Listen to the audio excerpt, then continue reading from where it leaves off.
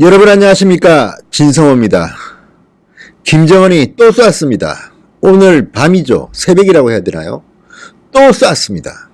미사일로 보입니다만 방사포일 수도 있습니다. 또 쐈습니다.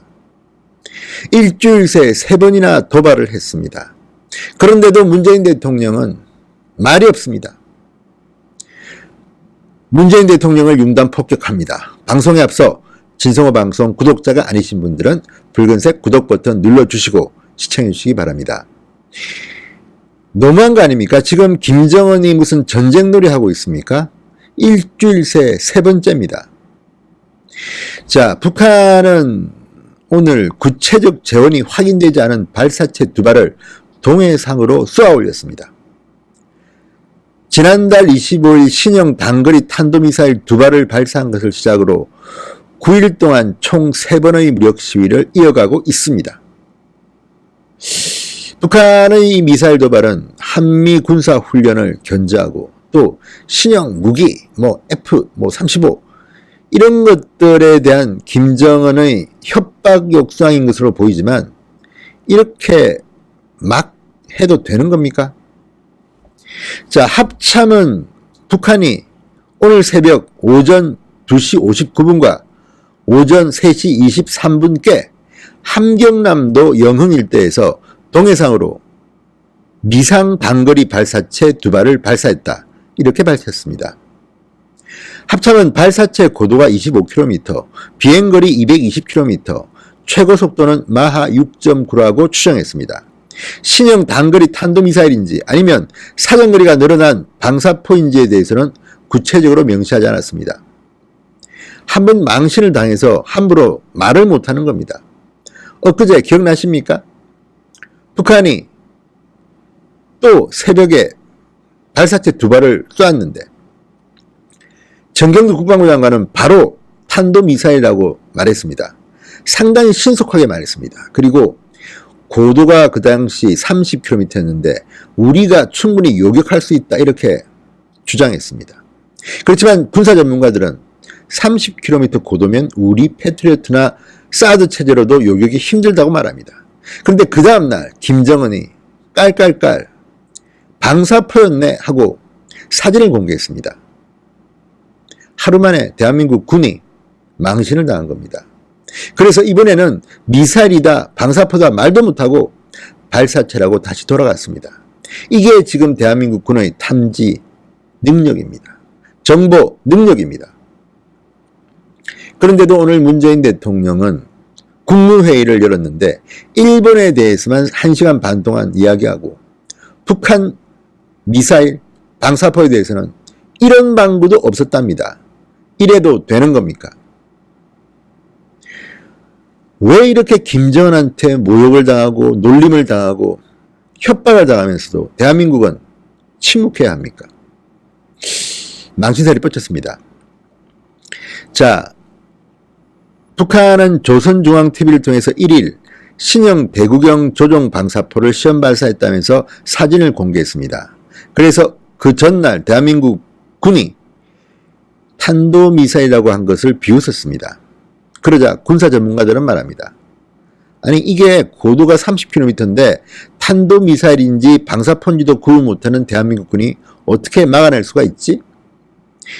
250km를 날아왔습니다. 그 정도면 평택의 미군기지나 청주의 공군기지나 계룡대까지도 충분히 불바다로 만들 수 있는 그런 능력이 있습니다. 크기도 훨씬 더 커졌다고 합니다. 방사포가. 자, 그런 가운데 청와대는 이 미사일인지 방사포인지도 모르는 발사체를 놓고 또 청와대 관계부처 장관회의를 열었습니다. 이번에는 NSC가 아니라 관계부처 장관회의. 자, 정의용 안보실장이 정경두 국방부 장관, 서훈 국정원장 등을 부른 모양입니다. 그리고 청와대는 한미당국은 이번 발사체가 지난달 31일 북한이 발사한 것과 비슷한 비행 특성을 가진 것으로 평가했다. 재원을 분석한 결과 신형 단거리 탄도미사일일 가능성이 큰 것으로 본다고 했습니다. 로이터 통신 등 미국 매체들도 미 당국자를 인용해서 북한의 발사체는 단거리 탄도미사일이라고 했습니다. 근데 여기서 의문이 생깁니다. 자, 발사체 고도가 25km, 비행거리가 220km인데 그런데 탄도미사일이라고요? 이거 요격할 수가 있겠습니까? 엊그제는 30km 고도인데 이번에는 아예 고도가 25km입니다. 상당히 힘듭니다. 요격하기가. 자, 북한의 무력 시위가 지금 이어지고 있습니다. 판문점 쇼쇼쇼를 트럼프, 김정은 두 명이 한 이후 벌써 세 번째입니다. 북한은 문재인 대통령이 취임한 2017년 5월 한 달간 4번의 미사일 도발을 하기도 했습니다. 일종의 문재인 길들이기였던 것 같습니다. 그때 문재인 대통령은 지금과는 좀 달랐습니다. 취임한 지 일주일 만에 처음 미사일 도발을 하자 바로 NSC를 소집했습니다. 그런데 지금은 왜 NSC를 직접 주재하지 않는 것인지 모르겠습니다. 김정은 때문입니까? 대한민국 국민들은 불안합니다. 자, 북한의 연이은 미사일 도발 어떻게 봐야 합니까? F-35 스텔스 전투기 등 첨단 전력 도입에 대한 협박, 김정은이 직접 그런 협박을 했습니다. 그 다음 5일부터 시작될 한미연합훈련에 반발하는 수단, 이 두 가지로 좁혀서 생각할 수가 있겠습니다. 자, 청와대의 이런 뜨뜻미지근한 태도에 대해서 오늘 한국당이 화끈한 발언을 했습니다. 지금은 김정은이 가장 두려워하는 대통령이 아니라 가장 우스워하는 대통령이 된 듯하다. 가장 두려워하는 대통령이 아니라 가장 우스운 대통령이 된 듯하다. 이렇게 비꼬았습니다. 민경욱 대변인이 논평을 냈습니다. 문재인 대통령은 2년 전 대선을 앞두고 김정은이 가장 두려워하는 대통령이 될 것입니다라고 말한 적이 있다. 그런데 지금 문재인 대통령은 김정은이 가장 두려워하는 대통령이 아니라 가장 우스운 대통령이 된 듯하다. 이렇게 말했습니다. 유치원생 전쟁놀이 하듯 걸핏하면 자기네 무기 성능 시험을 한반도를 향해 하는 북한이다. 그것이 우리 국민의 생명을 위협하고 있고 한반도 위기를 고조시키고 있다. 청와대와 정부는 언제까지 우리만 포하고 경고다운 경고는 언제 할 것인가? 도대체 북한이 얼마나 큰 도발을 해야 군 통수권자다운 대응을 할 것인가? 정말 저는 문재인 대통령이 군 최고 통수권자가 맞는지가 의심스럽습니다.